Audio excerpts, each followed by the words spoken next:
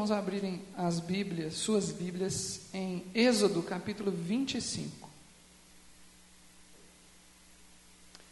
Quando o Senhor Deus tirou o povo de Israel do Egito, Ele disse a Moisés para dizer a Faraó: deixa o meu povo ir para me prestar culto. O Senhor Deus tinha um objetivo com a saída do povo de Israel. Além de toda a trama histórica e o plano de salvação que Ele tinha para trazer Yeshua até nós, Ele tinha um objetivo muito específico naquele momento: que o povo de Israel fosse ao deserto para lhe prestar culto. E quando o povo de Israel se instalou no deserto, o Senhor Deus estabeleceu outros objetivos. Na verdade, Ele já eram objetivos eternos, mas Ele esclareceu para Moisés outros objetivos. E Ele coloca para Moisés, aqui no capítulo 25, mais um objetivo da saída do povo de Israel do Egito. Olha só, versículo 8. E me farão um santuário para que eu possa habitar no meio deles. E o livro de Números, ele fala da estadia do povo de Israel no deserto, e o objetivo daquele acampamento era que o Senhor Deus pudesse habitar no meio do povo de Israel. Na leitura de alguns estudiosos, rabinos, pregadores, esse versículo aqui não diz no meio deles. É uma tradução correta, mas uma tradução ainda mais correta é neles. Porque o texto hebraico realmente diz Betochem, que significa neles. Então a tradução, uma possível tradução para isso seria: e me farão um santuário para que eu possa habitar neles. Então, o santuário não era para que Deus habitasse no santuário, entendem? A tenda não era para Deus morar nela. O tabernáculo, que tinha a arca lá dentro, Deus não morava dentro da arca. Deus não morava ali dentro daquela tenda. Aquela tenda estava ali para que Deus habitasse no meio, para que Deus habitasse no povo. Entendem? Mas que diferença faz ter uma tenda no meio do povo para Deus habitar no povo? Que diferença faz isso? A questão toda está ligada ao referencial. Para onde o povo olha para saber como se comportar. É aí que está o X da questão, porque se o povo não sabe como se comportar, Deus não vai habitar no povo. O tabernáculo tinha que estar lá para que o povo olhasse para o tabernáculo e se lembrasse das leis que Deus entregou a Moisés. Porque se o povo não tivesse um referencial, eles não tinham Bíblia. A única coisa que eles tinham era aquele tabernáculo. Se eles não tivessem aquele tabernáculo para olhar para ele, de noite, o fogo, e de dia, aquela nuvem, se eles não tivessem isso para eles olharem, eles iam se esquecer em um mês de tudo que Moisés lhes ensinou. Então, aquilo era um referencial. Deus habitou no povo, porque o povo, ou Deus iria habitar no povo, se o povo cumprisse os mandamentos que Deus deu através de Moisés. Não é porque tinha um tabernáculo no meio. O tabernáculo era só o referencial. Olha, quando vocês vêm ao tabernáculo, você se lembra de que um animal tem que morrer para que o seu pecado seja perdoado. Isso traz sofrimento. No sacrifício de Páscoa, por exemplo, o bichinho tinha que morar dentro da sua casa durante 10 dias, antes de ser sacrificado, o cordeirinho de 1 ano. Imagina uma casa com 10 crianças, porque é assim que funcionava, né? Uma casa com 10 crianças, e um cordeirinho morando dentro da casa, porque o mandamento é esse: você põe o cordeirinho para morar dentro da sua casa, não é lá no quintal, não. E aquele cordeiro, as crianças passam 10 dias com aquele cordeirinho lá dentro. No 10º dia você mata o cordeiro e come. Isso é para chocar, é para você se lembrar que o seu pecado traz sofrimento para alguém, né? Bom, vamos falar então do livro de Números. E eu não vou falar do livro todo de Números. Eu quero trazer para os irmãos aqui uma perspectiva diferente sobre todas as listas de nomes que aparecem no começo do livro de Números. Curiosamente, O livro de Êxodo é que chama nomes em hebraico. O livro de Números chama no deserto, em hebraico. Mas vamos falar do livro de Números, então. O livro de Números começa com uma conversa de Deus com Moisés. No 2º ano após a saída dos filhos de Israel do Egito, Deus fala para Moisés assim: olha, você vai lá e você vai contar quantas pessoas saíram com você do Egito. Você vai contar de cada tribo. Cada tribo tem um príncipe, cada tribo tem um capitão.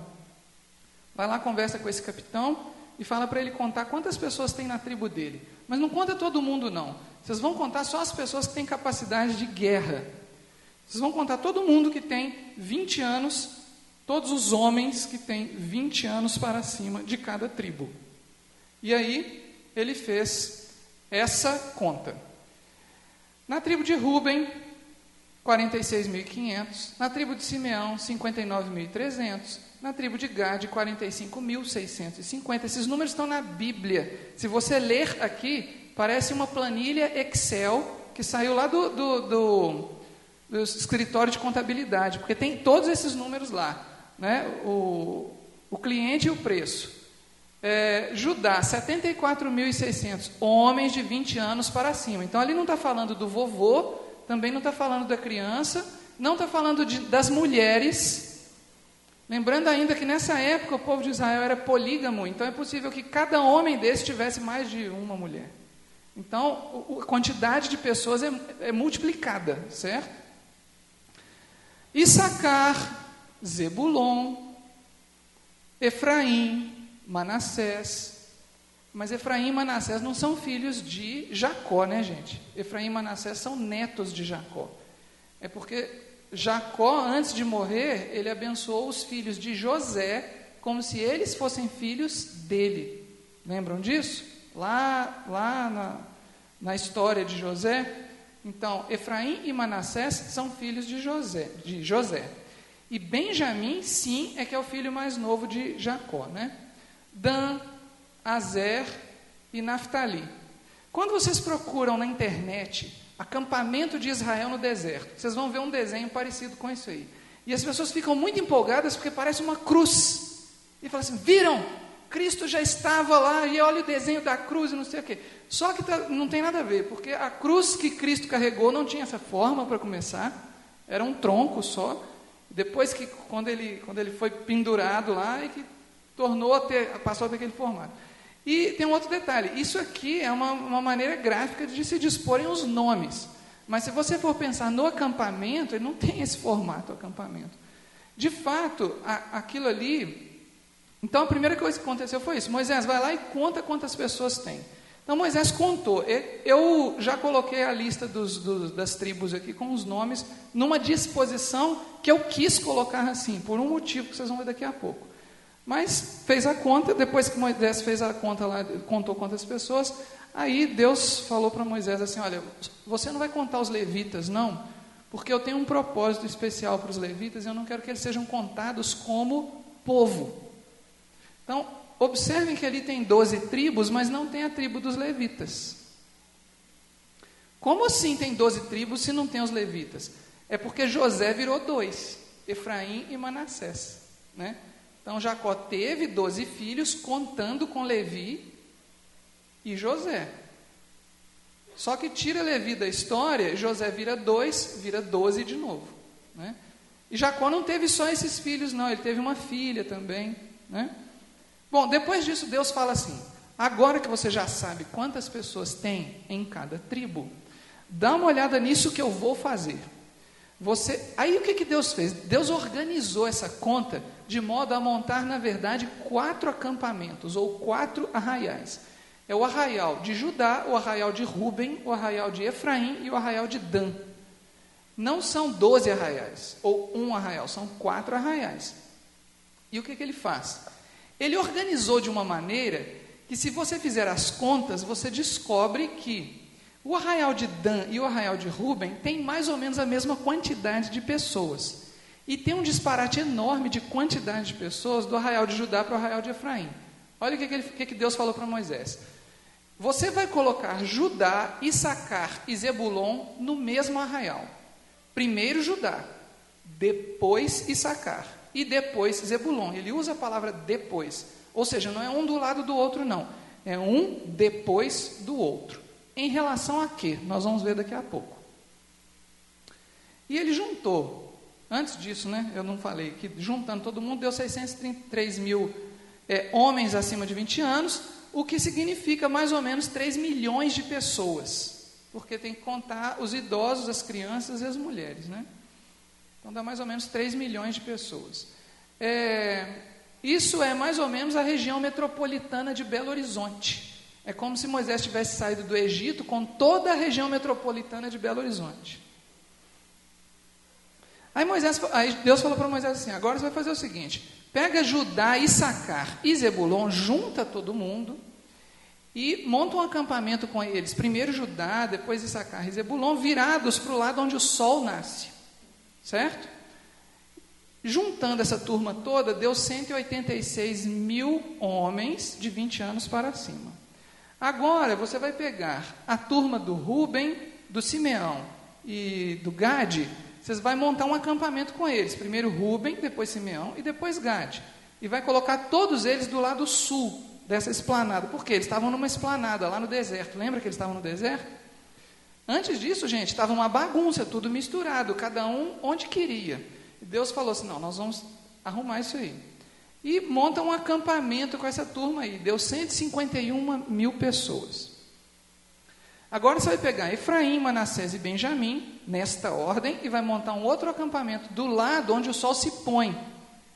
E aí, juntou todo mundo, 108 mil pessoas. Agora você vai montar um outro acampamento com Dan, Azer e Naftali, do lado norte dos acampamentos. Junta, coloca nessa ordem e vai colocar esses grupos juntos. Olha só o que aconteceu. A gente tem no norte e no sul, mais ou menos a mesma quantidade de pessoas. Embora as tribos tenham quantidades de pessoas diferentes, o conteúdo do bolo fica aproximado. E a questão é espaço físico, pensa bem. Ali, o espaço físico de quem estava no norte era mais ou menos o espaço físico de quem estava no sul. E o lado de quem estava para o lado onde o sol nasce, tinha um espaço físico muito diferente do lado onde o sol se põe, por causa da quantidade de pessoas. Bom, o que Deus manda fazer? No meio desses 4 acampamentos, você vai colocar o meu tabernáculo com a porta virada para o lado onde o sol nasce. Agora vamos dar uma olhada nos levitas, porque eu quero fazer o seguinte: eu quero que você conte agora todos os levitas de 1 mês de idade para cima, os homens. Tá? Os homens levitas com 1 mês de idade para cima. E aí você vai contar já distribuindo em 3 famílias, que são as 3 famílias que são filhos de Levi. Primeiro, a família de Gerson, deu 7.500 pessoas.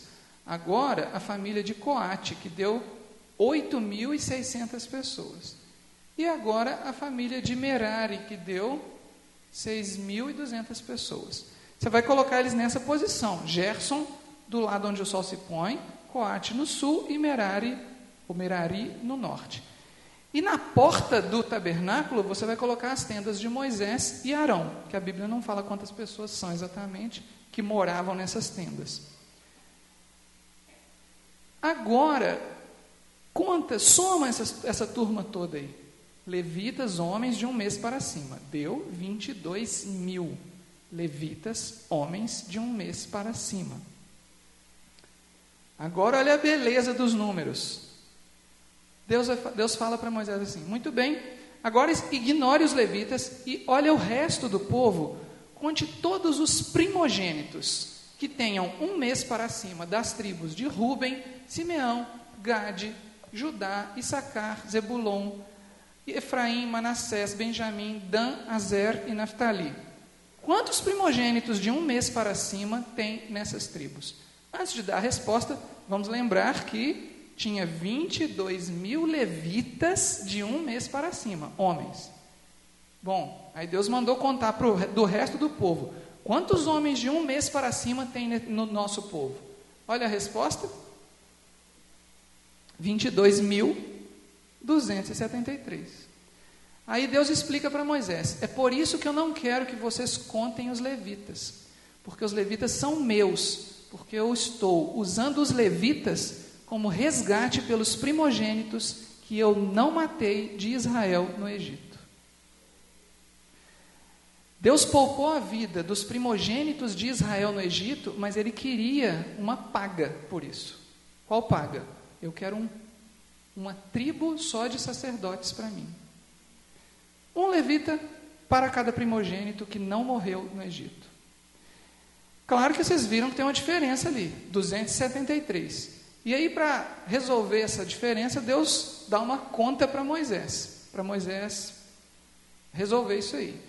Ele estabeleceu um levita para cada primogênito, e depois ele falou assim: olha, esses 273 aí do povo, que estão a mais do que os levitas, vocês vão pegar para cada um deles 5 ciclos de prata para cada um, e para a gente esclarecer aqui, 5 ciclos dá 57 gramas de prata, que em reais, hoje, são 122 reais. Então, ao todo, Deus pediu a Moisés para recolher algo parecido com 33 mil reais, para usar lá no tabernáculo. Entrega esse dinheiro para Arão, e vocês vão... Não é dinheiro, né? A Bíblia traduzida usa a palavra dinheiro, mas era metal precioso. Para quê? Para fazer utensílios para o tabernáculo, né?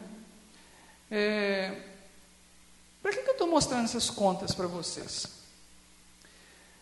Vocês vão falar assim: mas qual a utilidade dessas informações para a minha vida?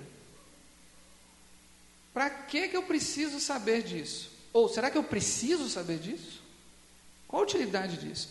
Bom, irmãos, em primeiro lugar, uma coisa que a gente precisa colocar na nossa cabeça é que, se esse livro sobreviveu até os dias de hoje, Deus tinha um propósito em cada palavra que está escrita aqui. Então a gente tem que parar de desprezar esses textos que a gente acha chatos de ler. Porque os 3 primeiros capítulos de Números fala isso que eu acabei de falar para vocês. É Números. Daí o nome em português ser Números. Embora em hebraico o nome dele seja No Deserto. Porque a visão hebraica é diferente, né? O judeu olha para esse livro aqui, ele não enxerga números, ele enxerga poder, ele enxerga transformação, ele enxerga lição de vida. Ele não enxerga números igual a gente está olhando aqui. Mas olha só, no frigir dos ovos, o que a gente tem aqui é isto. Esse é o desenho do acampamento de Israel. Quando você olha para isso aí, o que você enxerga? O que lhes parece isso aí? Um alvo? Quando você quer procurar um endereço na internet, qual é o site que você procura para buscar um endereço? Google Maps. Isso não parece um mapa? Isso aí foi a primeira cidade planejada do mundo. Olha só, gente, tem avenidas nessa cidade. Isso aqui, gente, pensa bem, são 3 milhões de pessoas, do tamanho da região metropolitana de Belo Horizonte. Não estou dizendo que ocupava aquele espaço todo, porque as pessoas tinham casas, eram tendas pequenininhas. Então, o espaço ocupado era pequeno também. Mas tinha, sabe, isso era separado, as tribos eram separadas. Então, a gente tinha no meio o tabernáculo, tinha uma divisão em 4, que eram os 4 arraiais: o arraial de Judá, que está ali do lado direito da tela, o arraial de Efraim, que está do lado esquerdo, o arraial de Ruben, que está embaixo, e o arraial de Dan, que está em cima. Em torno do tabernáculo, dentro daquela oval que eu coloquei ali, tinham as tendas de Moisés e Arão, do lado direito. Embaixo tinha as tendas da família de Coate, do lado esquerdo a família de Gerson, em cima a família de Merari. Muitíssimo organizado, extremamente bem planejado, com área, com espaço para as pessoas passarem, para elas não se confundirem. Imagina, Se Deus fez questão de destacar qual tribo está em qual lugar, significa que tinha um espaço entre as tribos para as pessoas não se misturarem. Sabe? Não quer dizer que as pessoas não podiam se conversar, não é isso? É porque tinha, sabe, esta tenda pertence a essa tribo. Lá do outro lado da rua tem a outra tribo. Entenderam? Isso é muito claro. Eu fiz questão de fazer contas para montar esse quadro aí para vocês. Ele está dentro de uma escala, isso aí. O tabernáculo está muito grande, ele seria bem pequenininho para poder ficar dentro de uma escala. Eu estou mostrando para os irmãos o nível de organização de Deus em relação àquele propósito que Ele anunciou lá em Êxodo capítulo 25. Você vai colocar um tabernáculo no meio do povo para que eu possa habitar neles. Mas vai ser só para o tabernáculo? Vocês vão fazer um carnaval em volta do tabernáculo? Não é assim que Deus queria. Deus queria ordem. Ele colocou ordem na casa. Foi isso que ele fez. Olha, vocês são descendentes de Jacó. Jacó teve 12 filhos, José teve 2. Eu quero a turma de Levi para mim. Os 2 de José vão virar 2 tribos, e aí são 12 tribos, e eu quero que vocês se organizem dessa forma, porque eu não quero bagunça na minha casa. Simples. A mensagem, uma das muitas mensagens que a gente obtém desses 3 primeiros capítulos, porque a gente nem entrou no capítulo 4, eu não estou falando do capítulo 4 ainda, nem vou falar hoje, né? Mas a mensagem que a gente obtém dos 3 primeiros capítulos do livro de Números, uma das mensagens é exatamente essa. Eu quero ordem no meu povo, eu quero que o meu povo seja organizado. Agora, Deus vai habitar no meio de um povo que nem sabe o que Ele quer. Agora, o que Deus usou para dizer o que Ele quer para nós? Está aqui, Ele deixou escrito para a gente tem que consultar, né?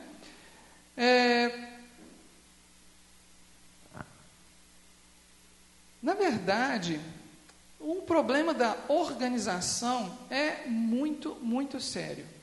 E eu sou uma pessoa relativamente organizada. Não posso dizer que eu sou perfeitamente organizado de jeito nenhum, não sou não. Mas eu busco me organizar. E quando me pediram para fazer essa paraxá, eu fui ler o texto e falei assim, meu Deus, justamente essa paraxá, aquela que tem um monte de números e nomes. E aí eu comecei a desenhar o que eu estava lendo. Eu falei assim, eu vou desenhar isso aqui, porque eu quero tentar entender qual o significado disso. Quando eu cheguei nesse desenho, eu falei assim, meu Deus do céu, é isso que o Senhor... Essa é uma das mensagens que o Senhor tem para nós aqui. Irmãos, eu não estou aqui hoje para falar para vocês de salvação, de vida eterna, de batalha espiritual, de batismo com o Espírito Santo. Estou aqui hoje para falar de nada disso para vocês. Estou aqui hoje para falar com vocês a respeito de um aspecto da nossa vida que interfere em tudo isso que eu acabei de falar. Inclusive, interfere no aspecto do ID. Que nós agora estamos vestindo a camisa ID, né? Irmãos, se nós não dermos testemunho de que um Deus organizado mora em nossos corações, como é que nós vamos pregar esse Deus? Deus nos criou à sua imagem e semelhança. Início do capítulo de Gênesis. Quando Deus faz uma coisa dessas e deixa registradinho aqui na Bíblia, Ele está dando um exemplo do tipo de coisa que Ele quer que nós façamos em nossas vidas. Percebem? Além de todos os mandamentos que Ele dá, que são perfeitamente aplicáveis em nossas vidas hoje, Ele também nos dá exemplos. Ele não nos dá só mandamentos, Ele nos dá exemplos. É o melhor professor que poderia existir. Porque o professor ruim é aquele que vai para o quadro, escreve a lição, manda os alunos copiarem, depois senta e fuma um cigarro. Isso acontecia no passado, né? O professor bom é aquele que não escreve nada no quadro, dá o exemplo e fala para os alunos, agora façam comigo. É isso que Deus quer que a gente faça. Deus deu o exemplo para a gente. Então Ele quer que nós assumamos na nossa vida uma postura de pessoas que não vivem na bagunça, que não vivem na desorganização, que não vivem no descompromisso, na negligência. Ele quer que a nossa vida transmita compromisso.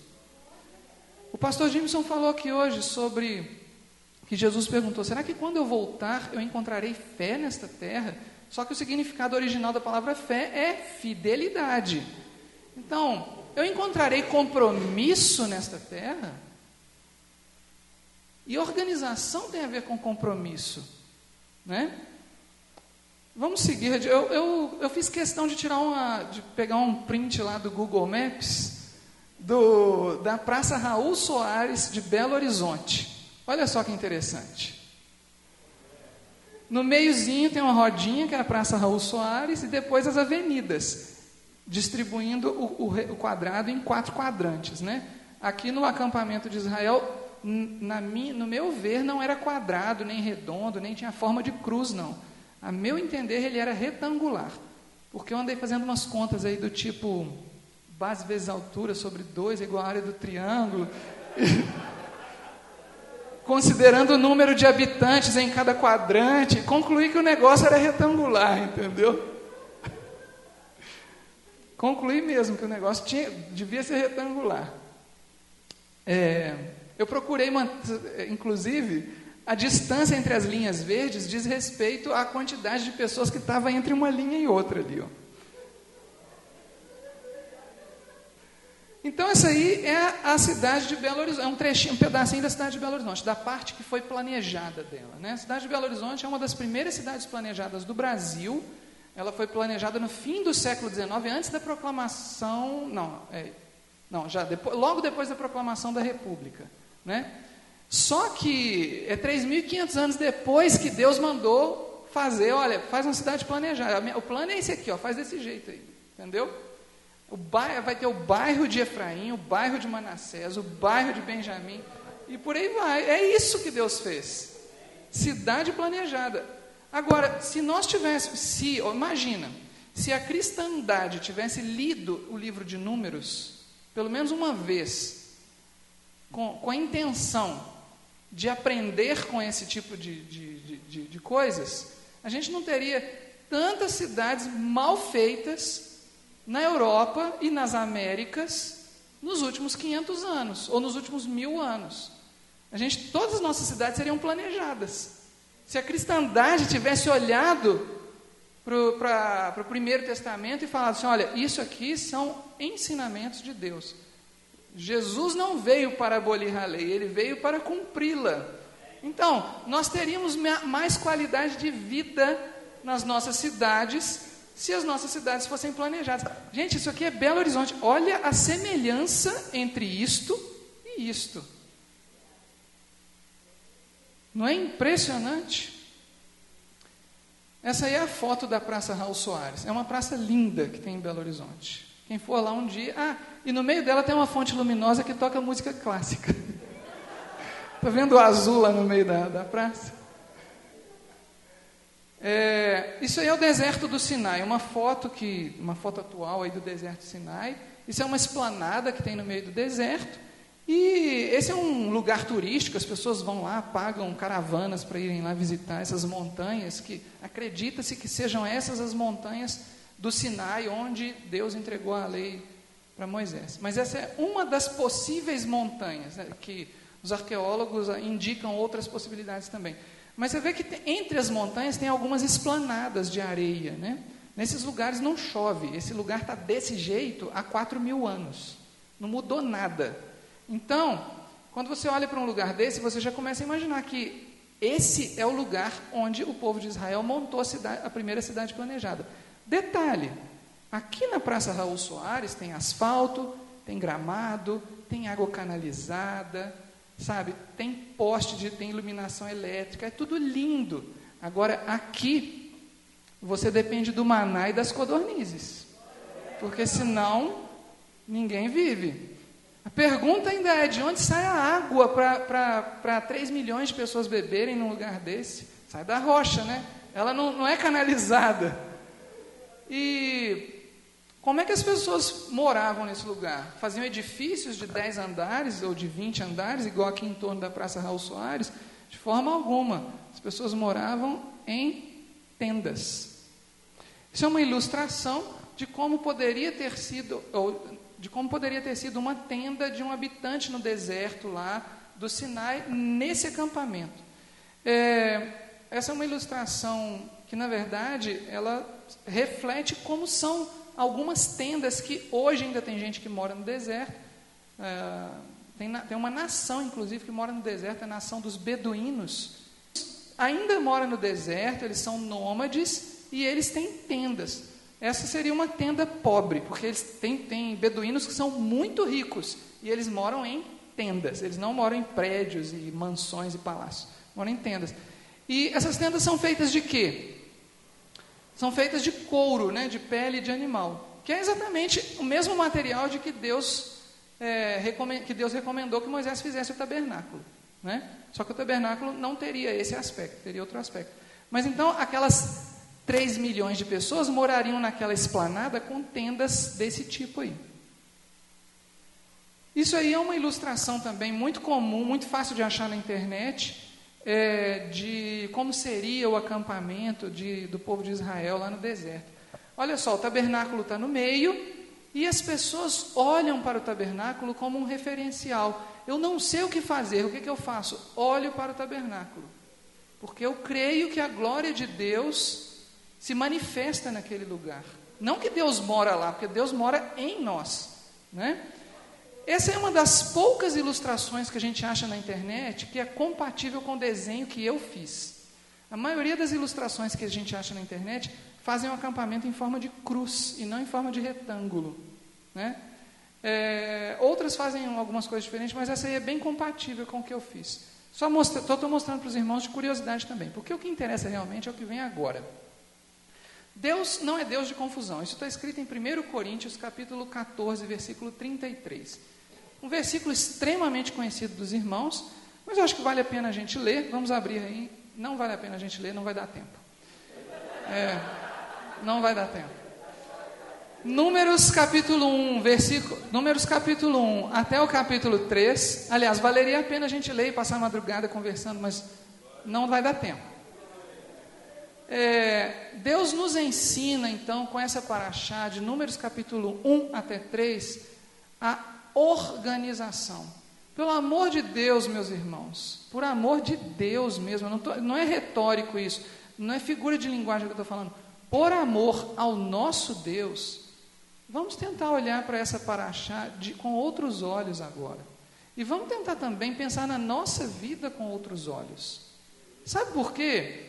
Deus está nos ensinando uma maneira de nós vivermos melhor, de nós termos mais saúde. Sabe uma coisa que eu vi numa reportagem muito tempo atrás? Pessoas desorganizadas ficam cansadas com mais facilidade e produzem menos. Por quê? Você gasta mais tempo tentando descobrir onde está aquilo que você não sabe onde está. E você gasta energia com aquilo. Quando você descobre, você já está cansado, não quer mais, sabe? Já não quer mais mexer com aquilo. Isso vale para arquivo de computador, vale para o óculos, né, que a gente perde toda hora, vale para aquele chaveiro que você não sabe onde fica, cada dia está num lugar diferente o seu chaveiro. Isso vale até mesmo para as coisas em que você acredita. Sabe, principalmente quem gosta muito de internet, de teologia de internet, a teologia de internet é uma bagunça sem fim, sabe? Cada site vai dizer uma coisa, mesmo. Não tem um site que concorda com o outro. Se você entrar num curso de teologia, provavelmente você vai ser obrigado a seguir uma rota. Mas se você conhecer várias rotas, você também vai ficar perdido. E a grande questão é, nós temos uma rota. Ele é o caminho, a verdade e a vida. É disso que nós precisamos. Então, eu queria convidar os irmãos a analisarem algumas imagens que eu coloquei e ver se vocês se identificam com elas. Certo? Isso é um guarda-roupa. Gente, isso é sério. Isso é muito sério. Não é o meu guarda-roupa, tá? Nem o da Sandrinha, tá? Todas as imagens que eu vou mostrar para vocês foram baixadas da internet, exceto uma que está lá no final. Olha isso aí. Isso é gaveta que não fecha mais. Olha esse quarto, gente. Nem sei se isso é um quarto, ou um escritório, ou um depósito. Não dá para saber o que é isso. Isso é uma geladeira. Tem uma coisa incrível nessa geladeira, incrível. Olha do lado direito, embaixo, tem um pote de cup noodles. Vocês conhecem cup noodles? Em cima desse pote tem uma vasilha maior que o pote. E em cima dessa vasilha tem um pacote de uma coisa amarela maior que a vasilha. É uma pirâmide invertida. Essa pessoa é um gênio de ter conseguido fazer isso. Irmãos, uma vez Jesus falou assim: não coloque vinho novo em odres velhos. E não se costura uma roupa nova, não se costura uma roupa velha com panos novos. Por quê? Jesus estava falando de organização aqui, entre outras coisas. Ele estava dizendo o seguinte: você tem que saber não misturar coisas para que as coisas funcionem. Gente, isso é muito simples. Abra hoje uma caixinha de leite, beba metade dela só e guarda. Guarda lá na sua geladeira. Daqui a 2 dias você abre outra caixinha de leite, beba só metade. Agora você pega aqueles 2,5 litros de leite e põe numa jarra e vê o que acontece. O que vai acontecer assim, praticamente dali a 4 horas? Azeda tudo, não azeda? Pois é, Jesus está nos ensinando a ter ordem com as coisas que a gente faz. Ter ordem. Essa geladeira é um pecado, gente. Isso é muito sério. Você colocar uma coisa maior em cima de uma menor, em cima de outra menor ainda, você está pedindo para acontecer um acidente, percebe? A próxima pessoa que abrir essa geladeira vai se sujar toda. Uma coisa vai derrubar a outra ali, vai cair, vai quebrar aquela garrafa que tem um líquido verde dentro, que eu não sei o que é, e vai virar uma lambança esse negócio. Isso é um exemplo, né? Olha essa pia. Gente, isso aí pode acontecer depois de uma refeição? Pode, mas pode ficar uma semana desse jeito? Não pode. Você é um ser humano, não pode conviver com isso. Quem convive com isso é rato, barata, não é o ser humano. Deus nos fez a imagem e semelhança dele. Você imagina Deus habitando nisso? Deus quer habitar num lugar organizado. A sua casa é um lugar onde Deus quer ficar lá dentro, sentir cheiro gostoso, sentir conforto, entenderam? Seus fogão já chegou a esse ponto?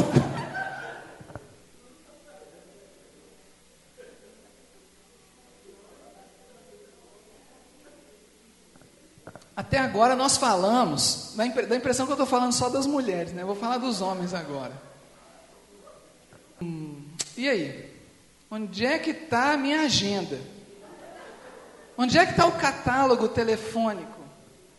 Onde é que está mesmo aquele memorando que o meu patrão me enviou? Já era, perdeu, né? E essa gaveta?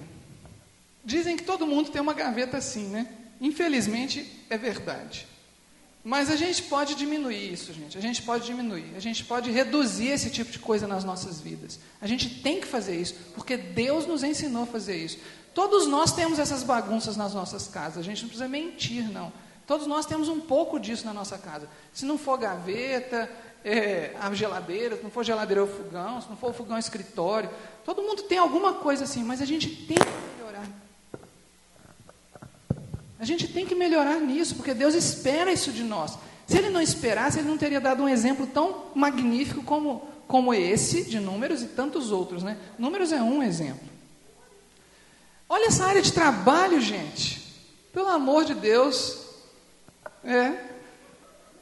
Essa não é do meu computador, hein, gente?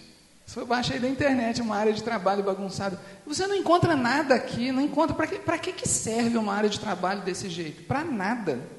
Sem contar que atrasa a inicialização do computador, viu? Quanto mais coisa na área de trabalho, mais o computador fica lá com aquela bolinha fazendo assim, até ele funcionar. E essa agenda? Olha que confusão.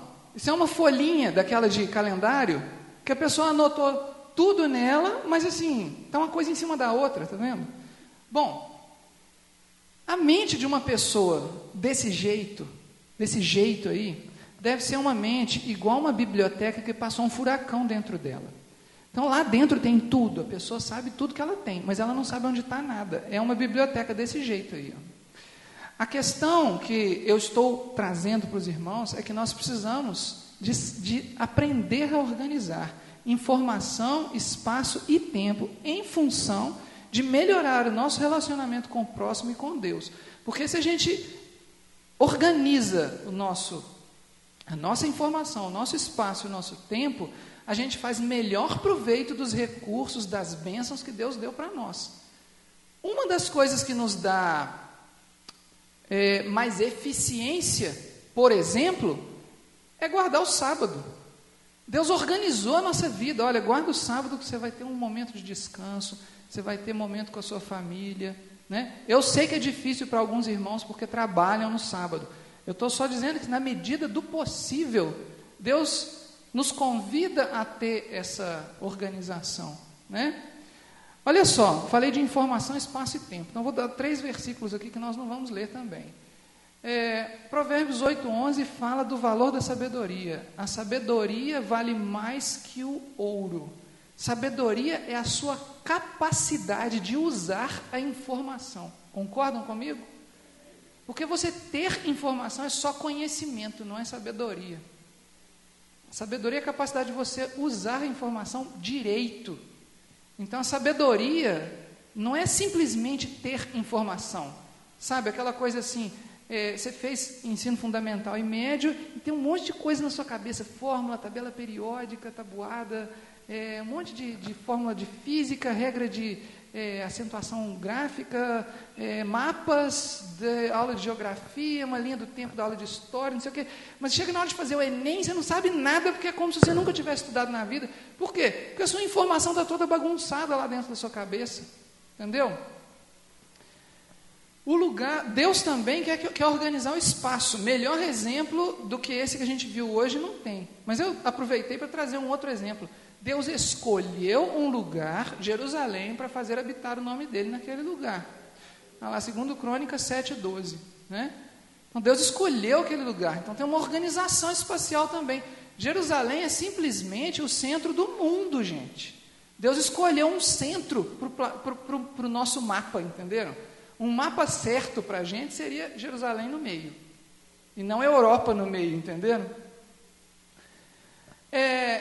Eclesiastes 3:11, Deus também colocou a eternidade no coração do homem, diz lá com estas palavras. Algumas Bíblias estão dizendo, Deus colocou o mundo no coração do homem, mas é porque, na verdade, a palavra que está lá é olam. Deus colocou olam no coração do homem. Então, Deus colocou, literalmente, o tempo, desde o seu início até o seu encerramento. E Deus quer organizar esse tempo. O Shabat, inclusive, eu ouvi um judeu messiânico uma vez pregando que o Shabat é como se fosse uma ilha da eternidade na nossa vida. Nós vamos viver a eternidade com Yeshua, mas ele nos proporciona, por meio do Shabat, um vislumbre dessa eternidade. É por isso que ele coloca o Shabat a cada 7 dias, para organizar a nossa relação com ele. Olha só, 5 passos para a organização. Primeiro, começar sem demora. Sobre o pouco foste fiel, sobre o muito te colocarei. Aquele servo lá da parábola, que foi fiel no pouco, e Jesus o colocou, e o Senhor o colocou sobre o muito, foi um servo que tinha 5 talentos, e ele falou assim, olha, eu vou fazer negócios com esses talentos, eu vou granjear e vou conseguir mais 5 talentos. Ele não parou para pensar, ele começou logo, sabe? Não é que ele não parou para pensar, ele parou e pensou, mas ele não parou e ficou pensando a vida inteira em fazer alguma coisa.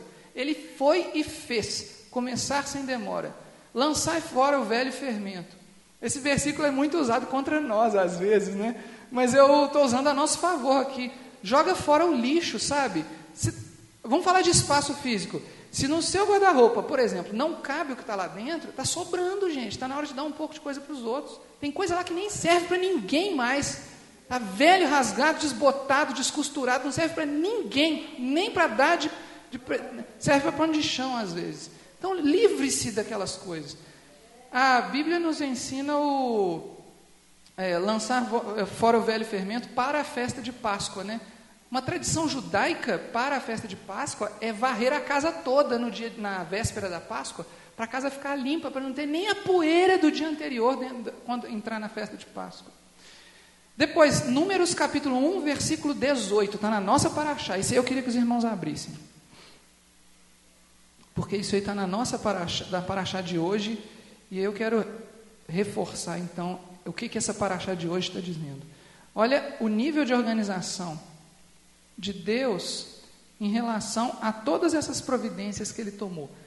Números capítulo 1, versículo 18. Olha o que Deus fala para Moisés. Deus dá a ordem direitinho. E tendo ajuntado toda a congregação no primeiro dia do mês segundo, declararam a descendência deles, segundo as suas famílias, segundo as suas famílias, segundo a casa de seus pais, contados nominalmente de 20 anos para cima, cabeça por cabeça. Olha lá, dividindo esse versículo em 3 partes, pode olhar para a tela. Primeira parte, visualizar o todo. Eu quero organizar minha vida. Minha agenda está uma bagunça, os meus conhecimentos estão uma bagunça, eu quero estudar para o Enem, não sei o que fazer, estou perdido. Então, peraí, vamos visualizar o todo. O que o Enem pede? Ou o que a minha casa está pedindo? Eu abro o meu guarda-roupa, eu abro a minha geladeira, eu abro o meu computador, está daquele jeito. E aí, o que eu vou fazer? E o meu conhecimento da Bíblia? O que eu sei da Bíblia? Tem que pensar disso também, porque isso é fundamental, gente. Se eu não sei nada da Bíblia, ou se eu sei muito pouco, dependendo de quantos anos tem. Se você estiver aqui na igreja há um mês, é perdoável. Mas se você estiver na igreja há 6 anos, 10 anos, 20 anos, sabe, e continua sabendo só aquilo ali mesmo, tem um negócio errado. Às vezes você tem informação demais e sabedoria de menos. Entendeu? Visualizaram todo, a primeira coisa, e ajuntaram toda a congregação. Olha lá, primeira coisa que Deus fez, vamos ver o que está aí, junta todo mundo. Agora vamos criar categorias. Então, vamos pegar aqui, olha, os amarelos, os vermelhos, os verdes. Vamos organizar a geladeira. Aqui é só iogurte, aqui é só queijo, aqui é só verdura, aqui é só panela, aqui é só tempero, por exemplo. Entenderam?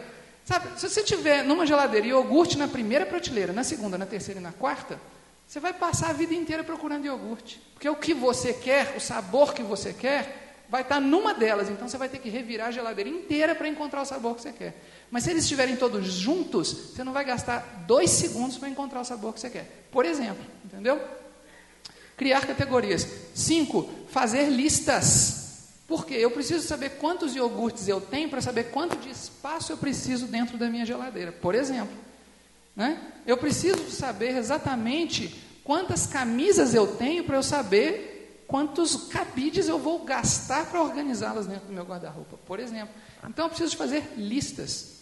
Isso vale para a sua vida, meus irmãos. Esse é um exemplo que Deus deu para a gente. Olha lá, pelo número dos nomes dos de 20 anos e para cima, cabeça por cabeça. Eu quero uma lista, quero quantidade. Muito bem. Se você fizer isto, olha o que acontece com o seu guarda-roupa.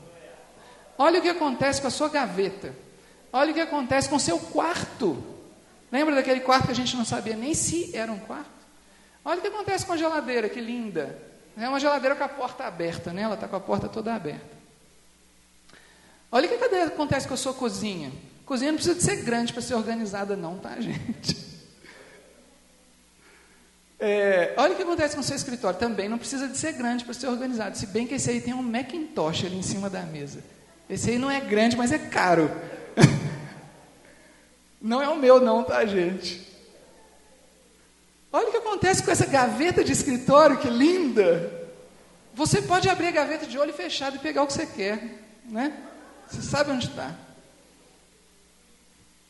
Essa é a minha agenda. Então, a sua mente será algo assim. Para finalizar, Eclesiastes capítulo 9, versículo 10, Deus nos ensina o seguinte: tudo o que te vier às mãos para fazer, faze-o conforme as tuas forças, Então, eu estou colocando nas mãos dos irmãos agora a necessidade de organizar as nossas vidas, porque Deus nos deu esse exemplo. Então, agora, faze-o conforme as tuas forças. Também o apóstolo Paulo nos ensina na carta aos Filipenses que nós sejamos irrepreensíveis. Isso aqui é muito sério, porque isso diz respeito ao testemunho que nós damos como crentes perante uma nuvem de testemunhas que estão à nossa volta. As pessoas estão olhando para a gente para achar defeito. Antes de você pregar a palavra, a pessoa primeiro quer saber se você está certinho, entendeu? Porque se você não estiver certinho, ela vai ignorar o que você vai falar. É um bloqueio imediato. Bom, já tinha falado disso. A tão grande nuvem de testemunhos está em Hebreus capítulo 12, versículos 1 a 2. Senhor, muito obrigado pela Tua palavra, obrigado pelos exemplos que o Senhor nos dá, embora nos pareça muitas vezes muito duro, muito difícil, muito árduo, nós pedimos ao Senhor que isso não seja um fardo nas nossas vidas, mas que nós tenhamos prazer de agir conforme o Senhor exemplificou com as suas próprias ações. Em nome do Senhor Yeshua, abençoa-nos, quebranta os nossos corações, clareia as nossas mentes para nós encontrarmos aquilo em que nós precisamos melhorar em nossas vidas, para que nós possamos dar bom testemunho perante as pessoas que nos rodeiam. Em nome do Senhor Yeshua. Amém.